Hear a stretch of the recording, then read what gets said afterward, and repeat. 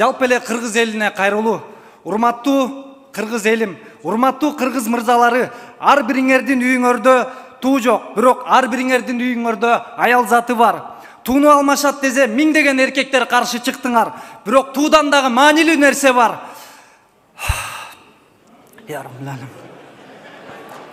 Мындан бир нече жыл алдын орус басылмалары жазып чыгышты. Постсоветтик өлкөлөрдө эң арзан жеңил ойлуу кыргыз кыздары деди. Жана ошондой эле аборт боюнча кыргыз кыздары мигранттардын арасынан алдыңкы орунда турат деди. Ошондо азыр тууга каршы чыгып жаткандагыдай белдүү эркектер чыккан жок араңардан. Урматтуу кыргыз, биз басымдуу эркектер эркектик вазифабыздан тайгандыгыбыз үчүн бүгүн миңдеген кыздарыбыз мигрант. Алардын ичинен кордук, зордук көрүп жатышат.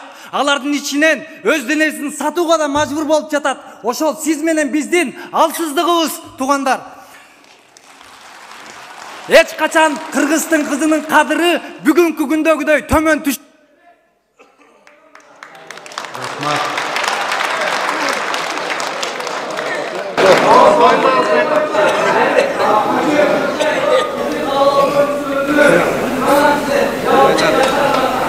Рахмат.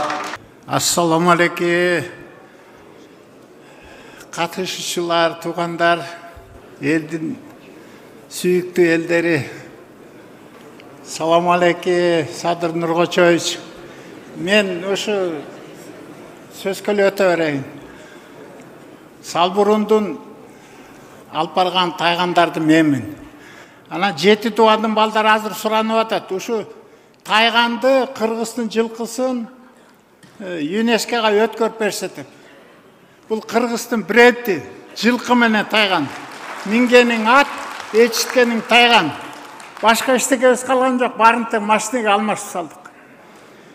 Урматтуу Москва шаарындагы мекендештер, Умбем клиникасы төмөнкү кызматтарды сунуштайбыз. Педиатр, гинекология, стоматология, неврология, хирургия, кардиология, лор, УЗИ жана башка. Андан тышкары массаж жана бардык лабораториялык анализдер. Толук маалымат +7 925 103 22 77. Биздин дарек Москва шаары, метро Нахимовский проспект, Сивашская 7, корпус 2. Сиздин ден соолугуңуз биздин камкордук. Өзүм Шамшы айылынан Чүй районуна шайланып келдим. Эми бул көйгөй баарыбыз деле бар да. Турбалардын баары чириген, ичкен суу. Анын баарын алмаштырыш керек экен. Анан поливной суу болсо, именно ошо суулар кургап атат. Мына 2 жыл болду, айылдын баары огороддору кургап атат. Бойланын баары кургап. 300-400 түк алчу жерлерден быйыл 50 эле түк алды. Билбем, кыштан кандай малыбыз чыгат. Эми Кудай сактасын. Ошо Шамшы менен Кегеттин ичинде аккан сууну разлом бар экен. Жаракалар. Аз суу келип атат, бирок суу жерге чөгүп кетип атат. Мына Шамшыны ченеди июнь айында. Келаткан суу ошол жерде 2,5 куб жоголуп атат, 6 кубтан. Ошо жерлерге канал салсак, элге жеткирсек деген ой. ГЭС салабыз дегенбиз, ГЭС токтоп турат. Проект бар, баары бар, акча бөлүнгөн, билбейм, эмне үчүн токтоп атат. Ошону жакшы контроль жасап берсеңиз, суу сактагычты Кегеттин ичине салыш керек. Алчалдын ичине салыш керек. Кокту-коктудан түшкөн суулардын баарына суу сактагыч салыш керек. Элге суу бериш керек. Биз 3 ай эле сугарат экенбиз.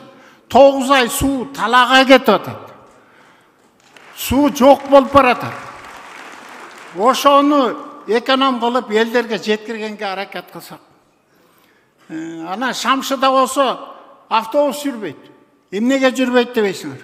Жол жаман деген. Мына быйыл структуранын барып туруп жол жасап берди. Бишкек Токмоктун эле жолундай, бирок маршрут жүрбөйт. Ошону жүргүзүп берсе жакшы болот эле элге. Окуучулар окубай калды, туманда, жаанда барбай калды, 5 жыл болду. Ошо келечекте эмне болот?